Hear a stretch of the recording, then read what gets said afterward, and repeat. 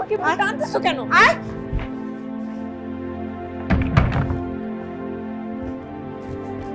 বয় মানে বয়।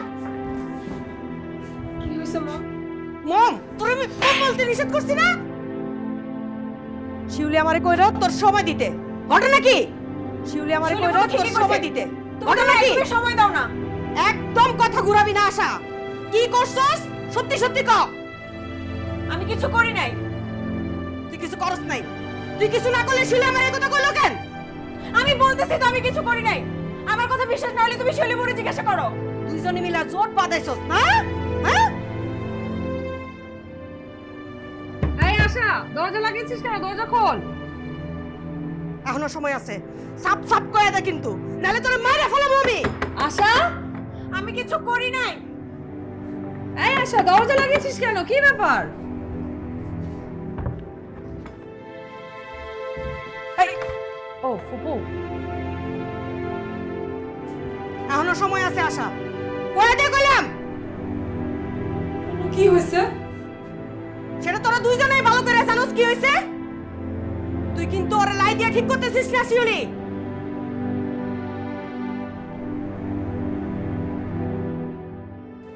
বাপরে, গেছে তোর মা। একেবারে ঘষিটি বেগম একটা। শিউলি বউ, তুমি ফাহিমের ব্যাপারে আমার কিছু বলো নাই তো? আরে না বোকা, বলি নাই।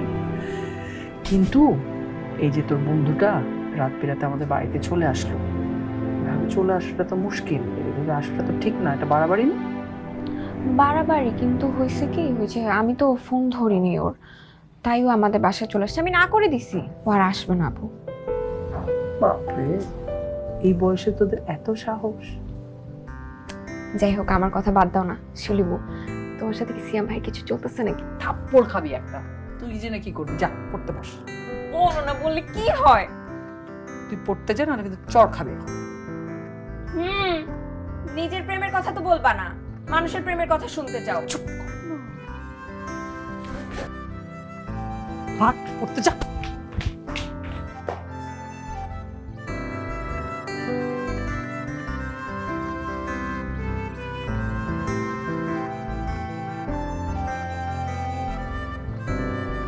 শিউলি, কামরুল ভাই ফোন দিছিল, তোর রেজাল্টের কথা শুনে খুব খুশি হয়েছে।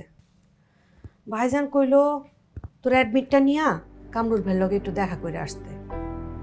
টাকা দিয়ে চাকরি নিবি না ঠিক আছে, কিন্তু সুপারিশ তো করা যায় নাকি? ঠিক আছে, আমি দেখি যাবো এর মধ্যে একদিন।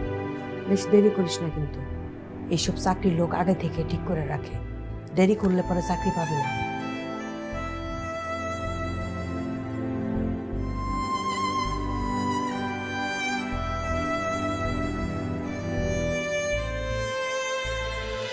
শিউলিমালা টিভিতে প্রচারিত হওয়ার পূর্বেই সম্পূর্ণ নতুন এপিসোড দেখুন শুধুমাত্র দীপ্ত প্লেতে।